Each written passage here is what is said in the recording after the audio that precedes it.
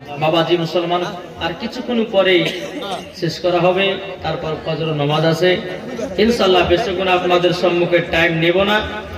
আমি পবিত্র কোরআন থেকে আপনাদের সম্মুখে আয়াতে কারিমা তেলাওয়াত করেছি। আল্লাহ পাক আল্লাহ তাআলা বলেন, আন নাবিয়্যু আওলা বিল মুমিনিনা মিন আনফুসিহিম। এটা জোরে বলবেন না সুবহানাল্লাহ। আল্লাহ পাক আল্লাহ তাআলা বলতেছে, প্রত্যেকটা মুমিনের আত্মার চাইতে আমার নবী মুস্তাফা নিকটে আছে। এটা জোর হবে না? এই যে বাবাজি মুসলমান সোনা মানিক, আজ অনেকে দেওবন্দি বলেন, ওয়াহাবি বলেন, লামাযহাবি বলেন, এরা বলে যে নবীর প্রতি দুরূদ পড়লে নবী শুনতে পায় না, বলে কি বলে না? কিন্তু বেরাদার, আল্লাহর পবিত্র কোরআন বলছেন, আর নাবিয়্যু আওলা বিল মুমিনিনা মিন আনফুসিহিম, প্রত্যেকটা মুমিনের আত্মার চাইতে আমার নবী নিকটে আছে। জোরে বলেন সুবহানাল্লাহ। তাহলে বাবাজি, নবী যদি আমাদের আত্মার চাইতে যদি নবী নিকটে থাকে, তাহলে বাবা নবীর প্রতি দুরূদ পড়লে নবী আমার শুনতে পায়, নবীর প্রতি কিয়াম করলে নবী আমার শুনতে পায়, নবীর প্রতি আপনার কিনা ফাতিহা মিলাদ করলে পরে নবী আমার শুনতে পায়, জাশনে ঈদে মিলাদুন নবী করলে নবী আমার দেখতে পায়।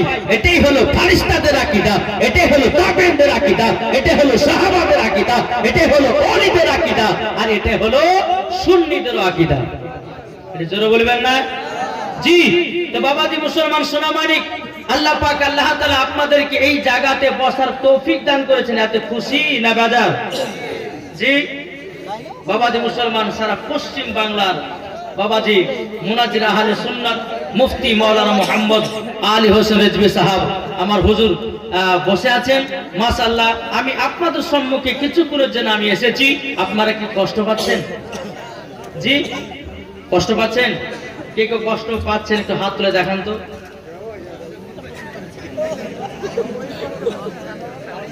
যাক বাবাজি, এখন যদি ঘুমের ঘরে যদি হাত তুলতে কিছু করার নাই, ঠিক না? তো বাবাজি মুসলমান, চলুন আমার নবীর প্রতি দুরূদ পড়লে কি হয়? যে নবীর প্রতি দুরূদ পড়ে আপনার মৌমাছিরা, জোরে বলেন, নবীর প্রতি দুরূদ পড়ে কারা? এটা জোরে বলেন না, মৌমাছিরা। তাহলে বাবাজি মুসলমান, যেই মৌমাছি নবীর প্রতি দুরূদ পড়ে মধু তৈয়ার করে, তাইলে বলুন একটা মৌমাছি যদি নবীর প্রতি দুরূদ পড়ে আপনার কিনা মধু তৈয়ার করতে পারে, তাহলে আমরা মুসলমান কেন নবীর প্রতি দুরূদ পড়ে ঈমান তাজা করতে পারি না? পারি কি পারি না? জি ইনশাআল্লাহ পারি। তবে বেরাদর ইসলাম মুআদ্দাস সামানিক রাম, চলুন আল্লাহ পাক আল্লাহ তাআলা আমাদের সকলকে নবীর প্রতি দুরূদ পড়া তৌফিক দান করে। জোরে বলেন আল্লাহুম্মা আমিন। একবার দুরূদ পড়ুন ইনশাআল্লাহ। তারপরে একটি আমি হাদিস শরীফ বলে ইনশাআল্লাহ আমার বক্তব্য সমাপ্ত করব। দুরূদ পড়ুন। আল্লাহুম্মা, এটা গেট বানান, মিট বানান।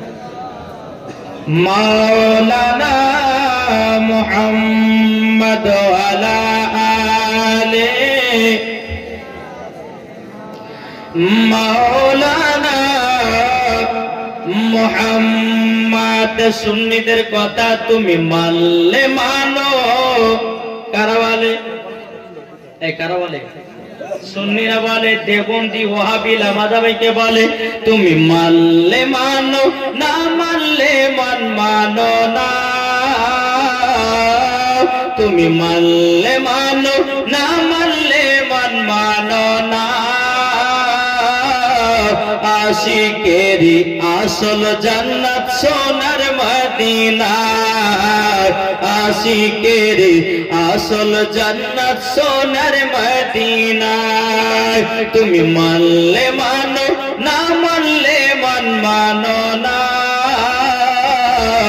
আশিকেরি আসল জান্নাত সোনার মদিনা। একটু জোরে বলেন। আশিক হৃদয়ে যত ইশকেরি জ্বালা, আশিক হৃদয়ে যত ইশকেরি জ্বালা, দূর করিতে পারে ওই মদিনাওয়ালা। জোরে বলেন। আশিক হৃদয়ে যত ইশকেরি জ্বালা, দূর করিতে পারে ওই মদিনাওয়ালা। তাই মদিনা মদিনা করে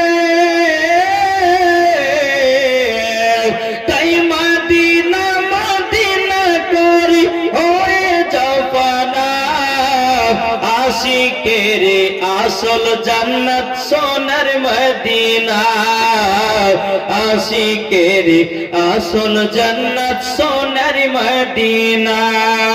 জোরে বলেন বাবাজি মুসলমান ভাইরাও, এই সোনামানিকেরাও, আমার আল্লাহ পাক আল্লাহ তাআলা বলতেছে গো আমার বান্দা বান্দীরা, তোমরা যদি নবীর প্রতি দুরূদ পড়ে পড়ে যদি ইন্তিকাল করো, আমার আল্লাহ বলতেছে মরার পরে জান্নাতি জান্নাতি। জোরে বলেন সুবহানাল্লাহ। বাবাজি এই দুরূদ নিয়ে বাবাজি আপনার ডিসেম্বর মাসের 1 তারিখে বাবাজি গেছিলাম আপনার উত্তর দিনাজপুরে। এক ওয়াহাবি আপনার আমার স্টেজের উপর আপনার আক্রমণ করে বলছে দুরূদ পড়া যাবে না। যেমনই বলেছে দুরূদ পড়া যাবে না, ওকে বলেছে যদি হাদিস কোরআন থেকে যদি প্রমাণ দেখাতে পারো এই দুরূদ পড়া যাবে না, তোমাকে 1 লাখ টাকা পুরস্কার দেব। যখন দেখাতে পারলো না, ওয়াহাবি মৌলবীটা নেমেছে বাবাজি, সমস্ত সরকার আপনার তার মাথা ফাটিয়ে দিয়েছে। জি তাইলে বলুন, দিলেতে নবীর মোহাব্বত আছে বলে সহ্য নেয়নি বলে ওয়াহাবির মাথা ফাটেছে। এখন হসপিটাল ভর্তি। এ বলতেছে ডিসেম্বরের আপনার ডিসেম্বর মাসের 31 তারিখে নাকি মুনাজারা হবে। তো বিরাদর ইসলাম মুআজ্জাজ সামানিক রাম, ইনশাআল্লাহ যদি হয় তো ইনশাআল্লাহ ওই জায়গাতে আপনার কিনা মাসলাকে আলা হযরতের এবং বিরাদর সুন্নিদের ঝান্ডা উঠবে। বিরাদর ইসলাম এটাই হচ্ছে সুন্নিদের আকীদা। জোরে বলেন সুবহানাল্লাহ। তো বাবাজি মুসলমান চলুন, দিলে নবী মুস্তাফার মোহাব্বত যদি থাকে, কোন ব্যক্তি যদি বলে যে নবীর প্রতি দুরূদ পড়া চলবে না, নবীর প্রতি কিয়াম করা যাবে না, কোন ব্যক্তি যদি বলে জশ্নে ঈদে মিলাদুন নবী করা যাবে না, বিরাদর ইসলাম তার আকীদা হলো ইবলিস মার্কা আকীদা, তার আকীদা হলো এজিদি আকীদা, তার আকীদা হলো বিরাদর ইসলাম শয়তানি আকীদা। বিরাদর সুন্নিরা কখনো নবীর প্রতি দুরূদ পড়তে অলসতা করে না, নাকি বলছেন? জি চলুন বিরাদর ইসলাম, আমি বেশিক্ষণ টাইম নেব না। আমার নবী করিম সাল্লাল্লাহু তাআলা আলাইহি সাল্লাম একদিন সাহাবীদেরকে নিয়ে সফরে যাচ্ছেন।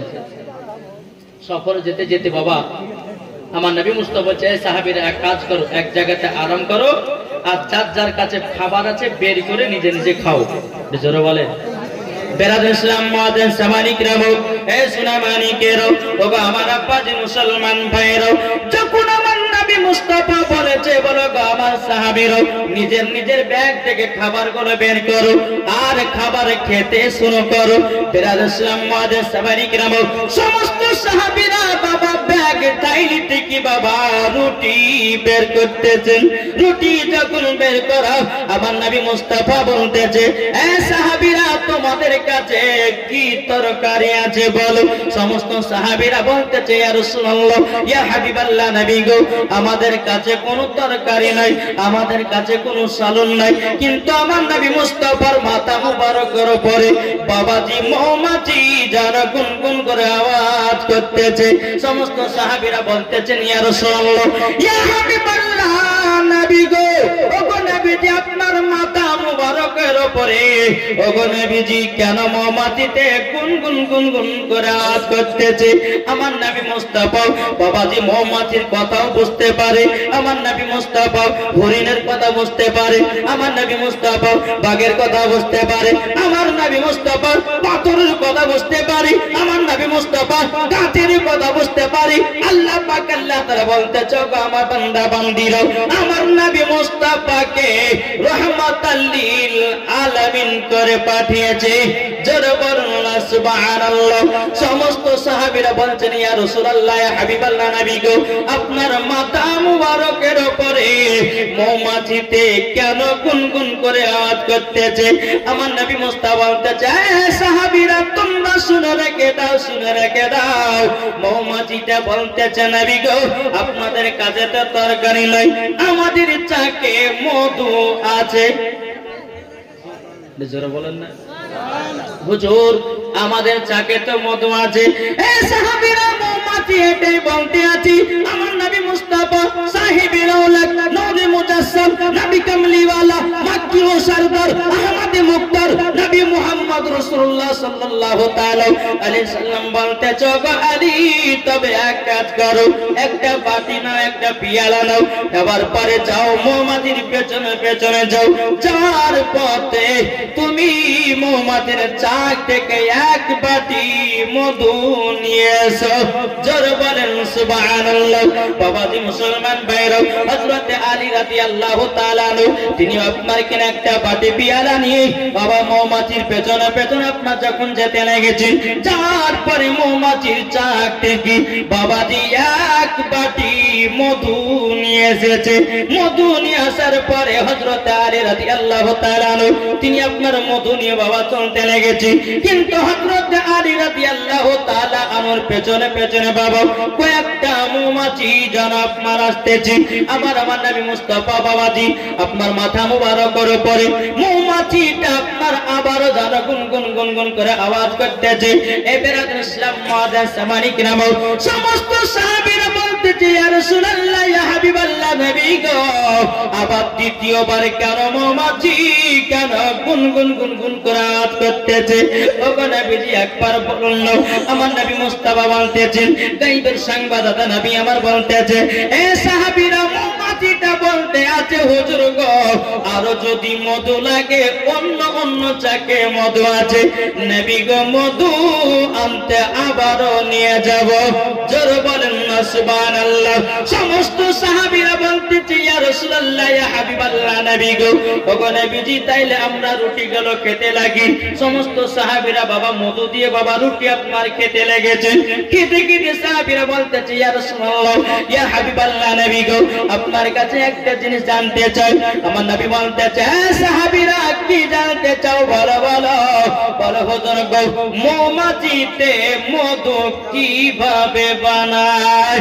জোরে বলেন সুবহানাল্লাহ। আমার নবী মুস্তাফা বলতেছি, বলো গো আমার সাহাবীরা, শোনো শোনো, সমস্ত মৌমাছিরা ফুল থেকে রস সংগ্রহ করে নিয়ে আসে। জোরে বলেন, সমস্ত ফুল থেকে মৌমাছিরা রসগুলোকে সংগ্রহ করে নিয়ে আসে। সাহাবীরা বলতেছে, ইয়া রাসূলুল্লাহ, ইয়া হাবিবাল্লাহ, নবী গো, কোন ফুলের রস তো তিতা হয়, কোন ফুলের রস তো আপনার কিনা মিঠা হয়, কোন ফলের আপনার রস তো আপনার খাটা হয়, কিন্তু নবী গো সব ফুলের রসগুলোকে একই জায়গাতে একত্রিত করে নবী গো কিভাবে এত সুন্দর মধু বানানো হয়? আমার নবী মুস্তাফা বলতেছে, সাহাবীরা, সমস্ত মৌমাছিরা ফুল থেকে রসগুলোকে সংগ্রহ করে নিয়েছে, একই জায়গাতে একত্রিত করে। ওগো আমার সাহাবীরা, আমার প্রতি দুরূদ পড়ে, দুরূদ পড়তে পড়তে অটোমেটিক মধু হয়ে যায়। জোরে বলেন সুবহানাল্লাহ।